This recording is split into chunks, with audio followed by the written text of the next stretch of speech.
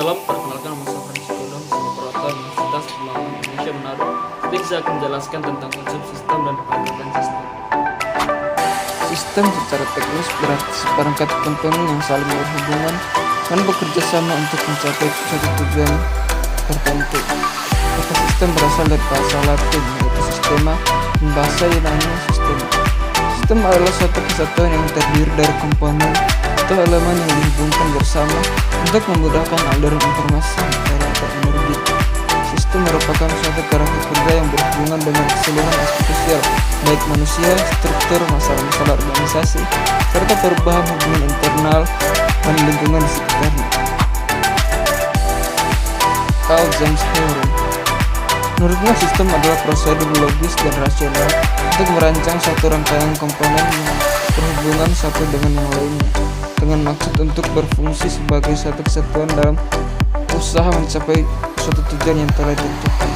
Kedua, menurut John M.C. Manning, menurutnya sistem adalah sebuah struktur konseptual yang tersusun dari fungsi-fungsi yang saling berhubungan yang bekerja sama sebagai suatu kesatuan organik untuk mencapai suatu hasil yang diinginkan secara efektif dan efisien.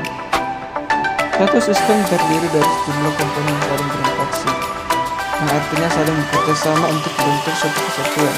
Komponen-komponen sistem atau elemen-elemen sistem dapat berupa suatu sistem atau bagian-bagian dari sistem.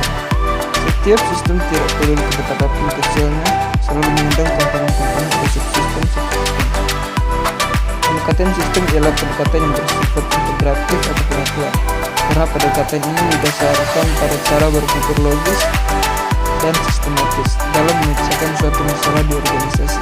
Pendekatan sistem dapat digunakan untuk diimplementasikan dalam berbagai hal atau kegiatan, misalnya berbagai kegiatan organisasi, baik dalam bidang informasi, pendesainan, pekerjaan, pengambilan keputusan, manajemen maupun dalam penanganan proyek-proyek dan lain sebagainya.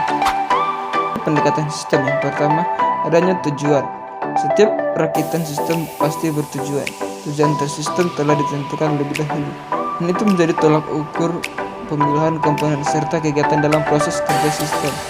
Komponen berfungsi pada tahap kerja yang ada dalam suatu sistem mengarah ke pencapaian tujuan sistem. Tujuan sistem ialah pusat orientasi dalam suatu sistem. Yang kedua, adanya komponen sistem atau selain tujuan. Jika suatu sistem itu ialah sebuah mesin, maka setiap bagian atau onderdil ialah komponen dari mesin atau sistem. Demikian pula halnya dengan pengajaran di sekolah sebagai sistem. Maka semua unsur yang tercakup di dalamnya, baik itu manusia maupun non-manusia, dan kegiatan-kegiatan yang lain terjadi di dalamnya ialah merupakan komponen sistem. Jadi setiap sistem pasti memiliki komponen-komponen sistem. Demikianlah presentasi saya pada saat ini. Terima kasih atas perhatiannya.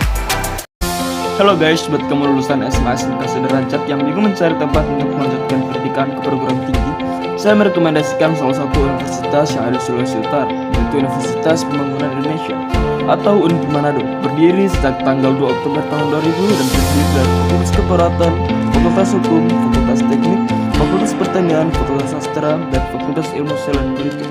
Ayo bergabung bersama kami untuk Indonesia yang lebih baik.